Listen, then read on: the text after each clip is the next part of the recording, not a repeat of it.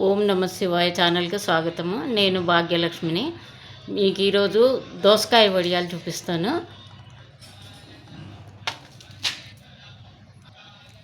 దీనికి కావలసిన వస్తువులు: 1 కిలో దోసకాయ, 1/2 కిలో అటుకులు శుభ్రంగా కడిగి వడగట్టి పెట్టుకోవాలి, పచ్చిమిర్చి పేస్టు కొద్దిగా, కొత్తిమీర, జీలకర్ర. ఇప్పుడు దోసకాయ చెక్కు తీసి తురిమి పెట్టుకోవాలి. తురిమినాక చూపిస్తా. దోసకాయ ఇట్లా పొట్టు తీసి కట్ చేసి చేదు చూసుకోవాలి. గింజలు చేదు ఉంటే తీసేయాలి, లేకపోతే అవి కూడా దాంట్లోనే వేసుకోవాలి. ముక్క కానీ గింజలు కానీ రెండు చేదు చూసుకోవాలి. చేదు చూసి తురుముకోవాలి. అటుకులు,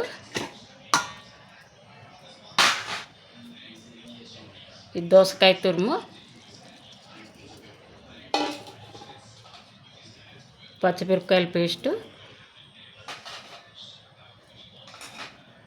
జీలకర్ర, కొత్తిమీర. ఇవన్నీ ఇప్పుడు ఇలా బాగా కలుపుకోవాలి.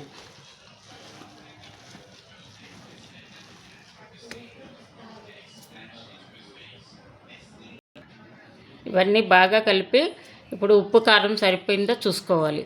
చూసుకొని ఒక 5 నిమిషాలు పక్కకు ఉంచాలి.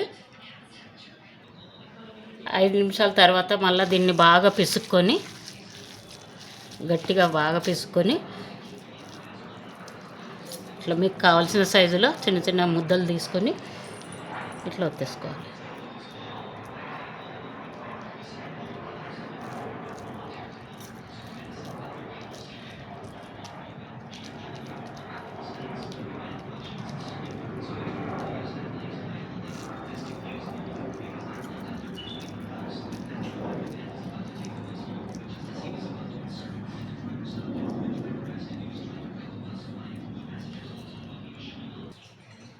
చూడండి, అన్నీ ఇట్లా పెట్టుకోవాలి. ఎండలో పెట్టుకోవాలండి ఇవి, లేకపోతే తొందరగా ఎండవు.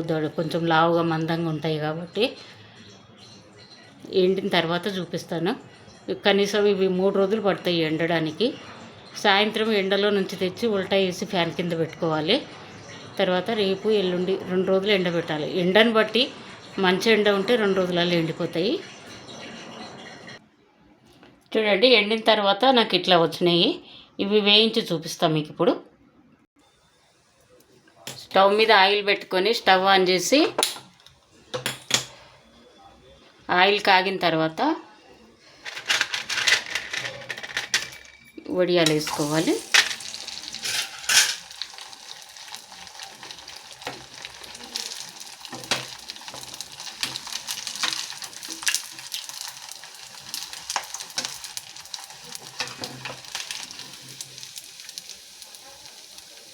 ఇలా ఎర్రగా వేయించుకొని తీసేయాలి.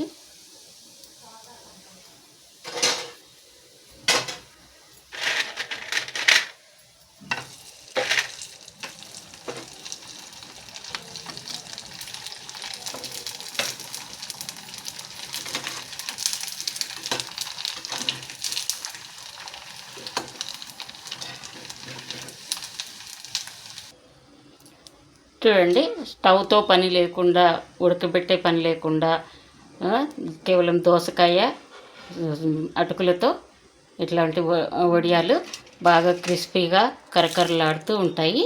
బాగుంటాయి. చేసుకొని చూడండి. మీకు నచ్చినట్టయితే లైక్ చేయండి, షేర్ చేయండి, సబ్స్క్రైబ్ చేయండి. Thank you.